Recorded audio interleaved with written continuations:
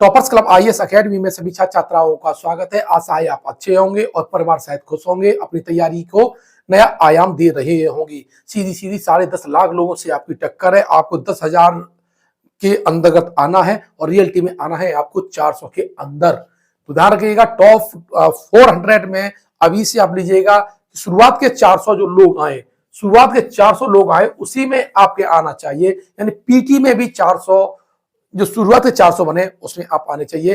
तैयारी इस तरह से होनी चाहिए। चलिए, 7 दिन के अंतर्गत हम फास्ट रिवीजन आपको कराएंगे ताकि आपका एग्जाम आसानी से क्लियर हो जाए।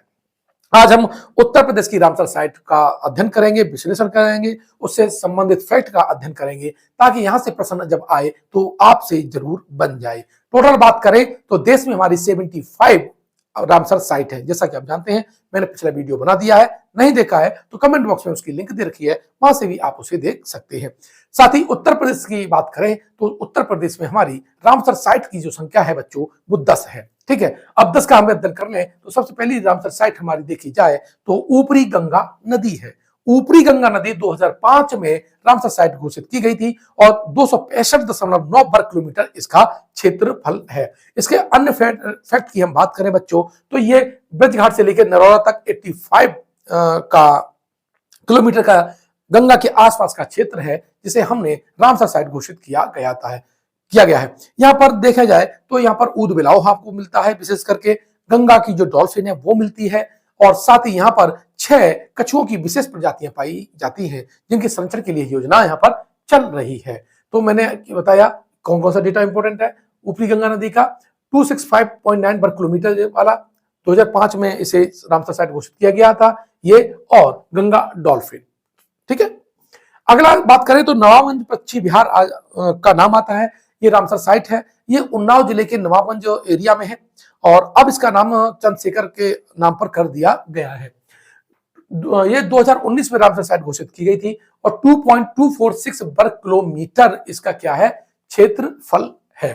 ठीक है, अब 2015 की बात करें तो 2015 में इसका नाम बदल करके क्या कर दिया गया था, मतलब इस झील का चंद्रशेखर आजाद पक्षी अभ्यारण्य, अर्थात ये जो पक्षी अभ्यारण्य था इसका नाम चंद्रशेखर आजाद पक्षी अभ्यारण्य कर दिया गया था 2015 में। नवाबगंज पश्चिम बिहार के बारे में डेटा मैंने ऑलरेडी बता दिया था।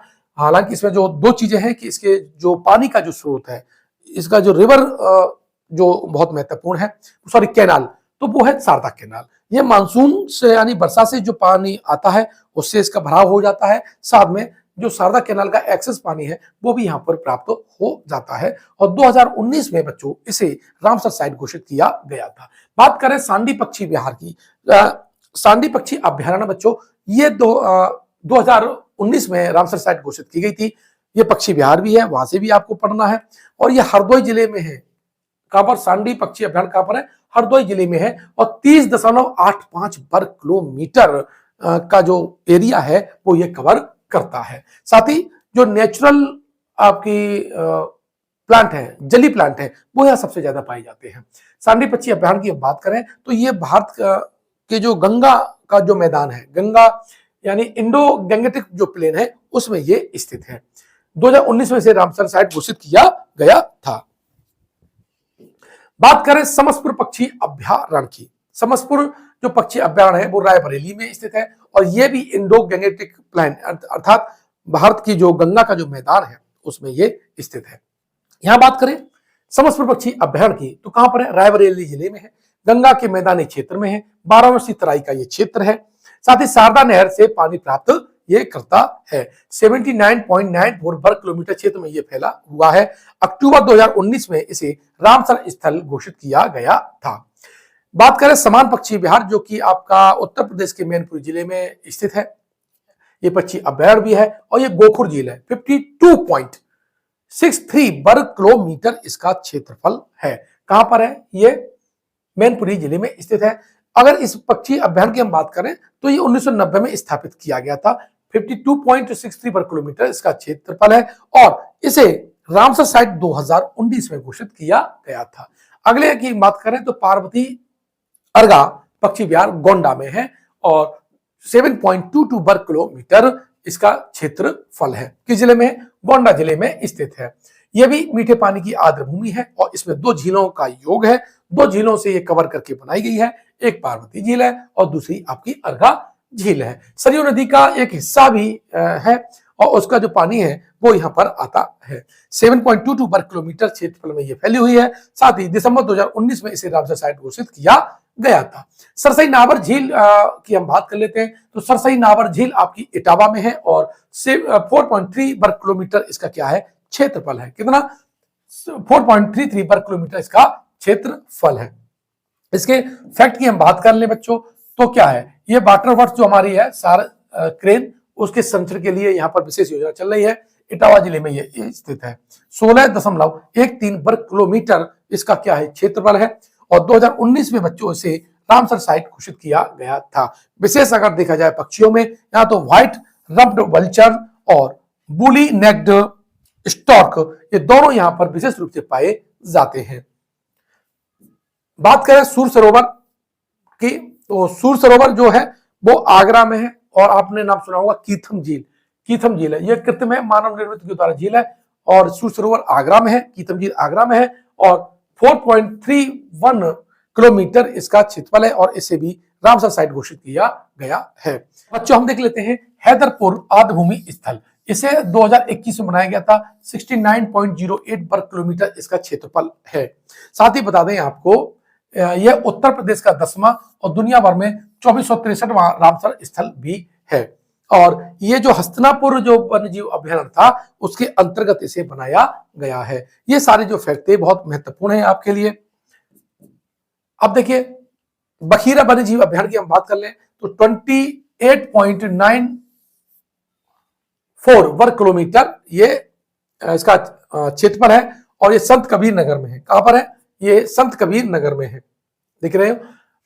1980 में इस पक्षी विहार को बखीरा पक्षी विहार को स्थापित किया गया था और संत कबीर नगर संत कबीर नगर में ये स्थित है और भारत का सबसे बड़ा प्राकृतिक बाढ़ मैदान आर्द्रभूमि स्थल भी है।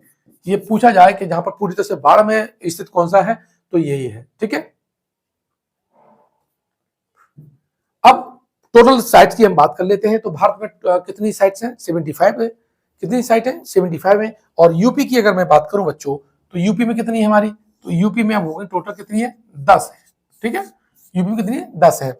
सबसे पहले चिल्का को बनाया गया था और फिर दूसरे नंबर पर केवलादेव को बनाया गया था। कब बनाया गया था? 1981 में। चिल्का कहां पर है आपकी? चिल्का आपकी उड़ीसा में है और केवलादेव कहां पर है? केवलादेव घना पक्षी विहार आपका राजस्थान में है। अब देखते हैं भारत में सबसे बड़ी रामसर साइट कौन कौन सी है। तो यहां पर देखें तो सबसे पहले सुंदरबन का डेल्टा सबसे बड़ा डेल्टा है, पश्चिम बंगाल में है और दूसरे नंबर पे जो आती है वो है वेम्बनाड कोल वेटलैंड, ये आपकी कहां पर है? केरल में है। तीसरे नंबर पे आती है चिल्का झील जो कि आपकी उड़ीसा में है और चौथे नंबर पर सतकोशिया कंठ आता है जो कि आपका उड़ीसा में है और 5वां नंबर आता है कोलेरू झील का जो कि आपकी आंध्र प्रदेश में है। तो ये आपको इंपॉर्टेंट रहना चाहिए, यहाँ से प्रश्न पूछा जा सकता है। बच्चों हम भारत में सबसे छोटी साइट्स रामसर साइट की बात कर लेते हैं तो बेमनूर वेटलैंड कॉम्प्लेक्स ये कहां पर है? ये आपका तमिलनाडु में है जो सबसे छोटी भारत की रामसर साइट है। उससे थोड़ी बड़ी रेणुका झील है जो कि आपकी हिमाचल प्रदेश में है। वेदांथंगल ये आपकी तमिलनाडु में है। नंदा झील है जो आपकी गोवा में स्थित है, जबकि उदय मार्थंडपुरम जो है वो कहां पर है? वो आपकी तमिलनाडु में है। तो इस तरह से आपकी स्मॉलेस्ट रामसर साइट भी आपकी हो गई। अगर देखिए अगर आपको नोट्स चाहिए, टेस्ट सीरीज चाहिए तो आप प्ले स्टोर पे जाइएगा, वहां से toppers club IAS academy mobile app को डाउनलोड कर लीजिएगा और वहां आसानी से हमारे सारे जो प्रोग्राम है आरओ के वो आपको मिल जाएंगे। टेस्ट सीरीज भी आपको वहां पर मिल जाएगी। कमेंट बॉक्स में उसकी लिंक दे रखी है, वहां से भी आप उसे ज्वाइन कर सकते हैं। मिलते हैं नेक्स्ट वीडियो में, धन्यवाद।